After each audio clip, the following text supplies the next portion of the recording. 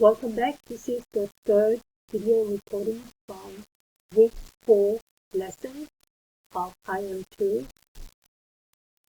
So we started by revisiting arcs. We talked about arcs in the portion of the circumference in the circle, but we've measured them in length. So we measured them in terms of inches or centimeters for the units that are associated with length. But it can also be measured in degrees. Its degree measure is the same as the corresponding center angle. So, for example, if you have this circle, DC, arc is an arc DC, and this is the central angle, 87 degrees. Yes, the arc DC can be measured in terms of its length, as in like 5 centimeters or whatever the length is, but it can also be measured in terms of degree, and that degree is the same as the central angle. So, we say that measure of arc DC, and this is the notation for arc, which is curved line over the two letters. Measure of arc DC is 87 degrees. Why? Because the central angle is 87 degrees. So they're always going to be different. So a new word that you should have come across if you did your homework is chord. Chord is a circle. Chord of a circle is a line segment both of whose endpoints are on the circle. That means there is point Q and point P that are both on the circle, and it's a line connecting them. That's called a chord. Okay, so PQ is a line segment. So you can use this PQ with line on top as the notation to indicate the chord. In contrast, have a look at this. PQ with a curved line on top. This is referring to the arc. So in this case, we are not referring to the chord arc, but we're referring to this length, PQ. Okay? The inscribed angle. This is another vocab that you should know from your homework. Is that the inscribed angle is formed by two chords with one shared endpoint. The angle's vertex must be in the circle. So this means that this is formed by two chords, PQ and RQ, but it shares a vertex, and that vertex has to be on the circle. So this blue angle is an inscribed angle.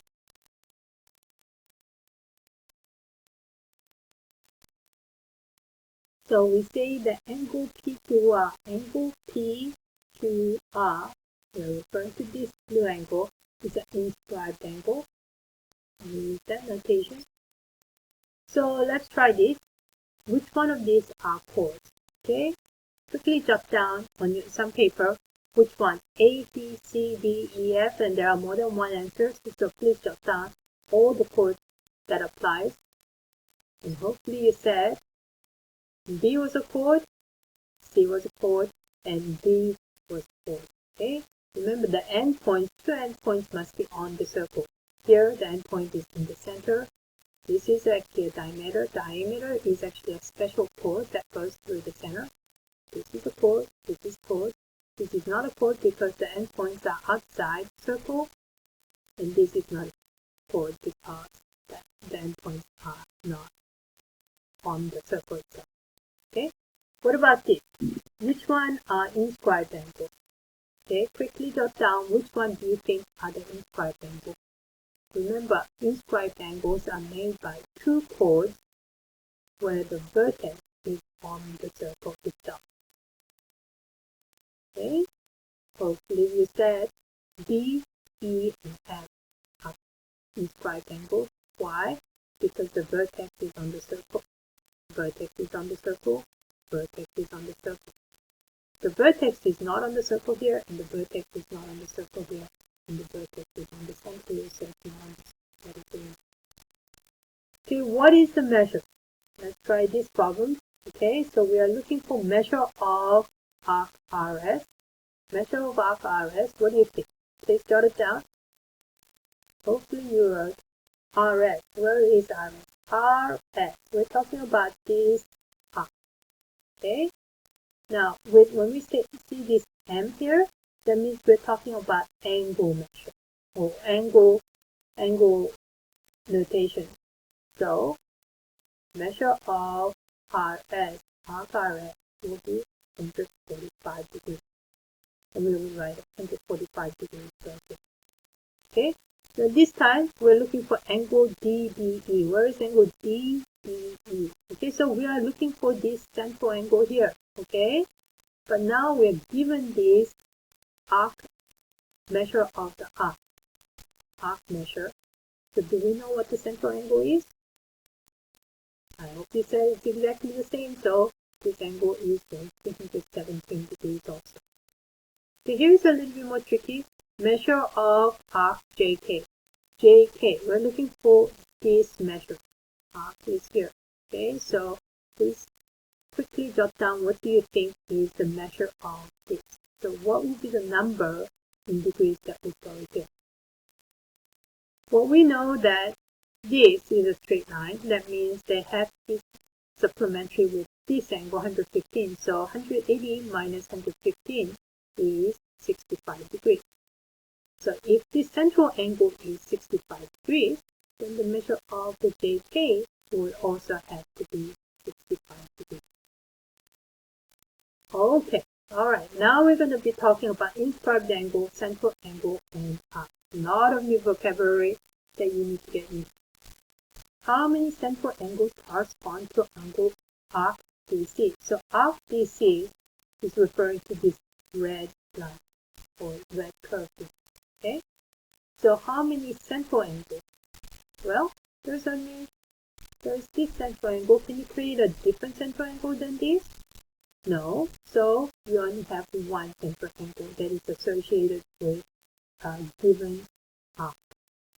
Okay, how about inscribed angle? Remember, inscribed angle means it's a chord that starts from one end of an arc chord to another point and then C to the same point.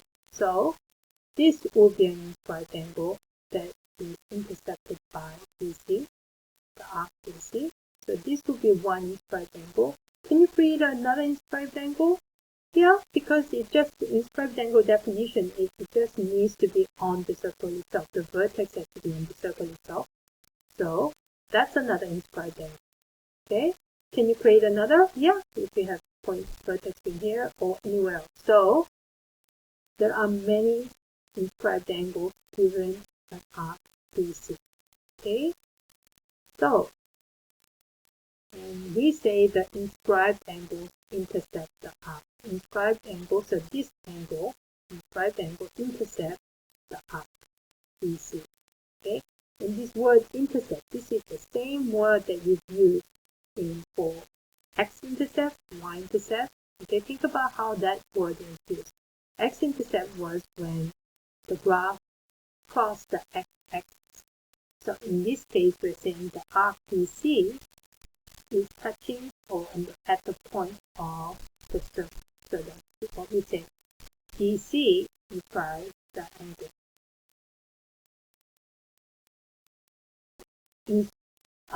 Inscribed angles intersect the arc. Okay? Alright, so then inscribed angle, central angle, and arc. What relationship exists between all the inscribed angles? So if you were trying to compare all the blue angles, the different inscribed angles that can be formed by DC, what will we notice? And we're going to compare the central angle and the inscribed angle given an arc DC or given a particular arc. Okay, so to do that, we are going to GeoGebra, and you're going to go, if you're in the class, you had got this link on the chat and you clicked on it, and then you answered this question as you explored it using this tool. So I'm going to pause the video for you to get to that. Okay, so hopefully now you have the GeoGebra tool open. I have it here. Okay, and it says to move point E around, does the location of point E affect the inscribed angle measure? Okay, so to explore that, I want you to click on the show the intercept arc. So we have the arc BC highlighted. and I want you to show inscribed angle. Okay, so this is my inscribed angle for this arc BC. Okay, so if I move this around, okay, anywhere along here, what happens to the angle measure?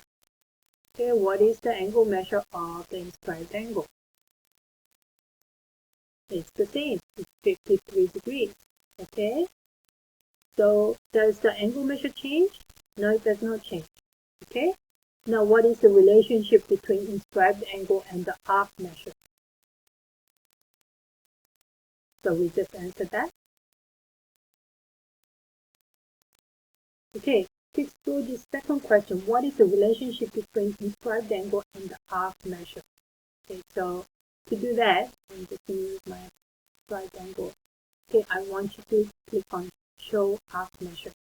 Okay, so if you have show arc measure, the inscribed angle and the arc measure.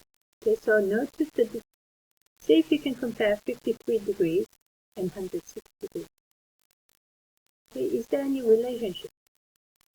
To explore that further, let's change the arc measure a little bit. 70 and 35 degrees, 91 and 46 degrees, 102 and 51 degrees. What do you notice? The relationship between the arc measure and the inscribed angle. Looks like double of inscribed angle is the arc measure. And seeing that central angle is exactly the same as the arc measure, so we can compare the inscribed angle and the central angle. Notice the difference. Okay, you can actually even visually see it. 59 degrees, 118 degrees. So what happens as the angle measure gets to 180 degrees?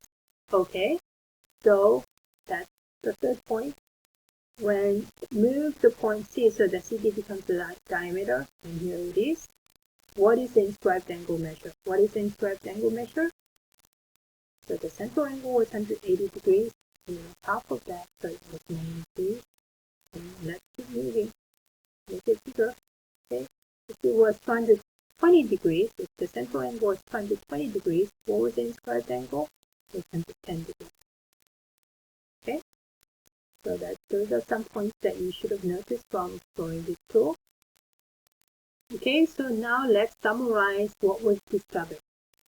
So we can say that given arc AB, the inscribed angle, whether it's angle ACB or angle ADB, is always going to be the same.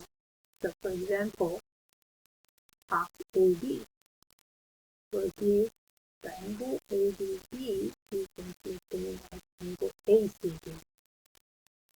So angle C is going to be congruent to angle D.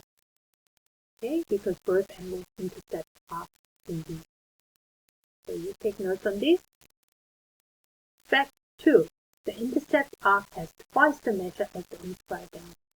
So for example, measure of angle arc AB is same as measure of angle ADB times 2. Okay, so this measure of arc AD really is talking about the central angle measure, right? Because they are the same thing. Okay, so if that is 25 degrees, the arc measure in degrees will be 50. Okay? Alright, so fact number 3. A triangle with a diameter as a side must be a right triangle.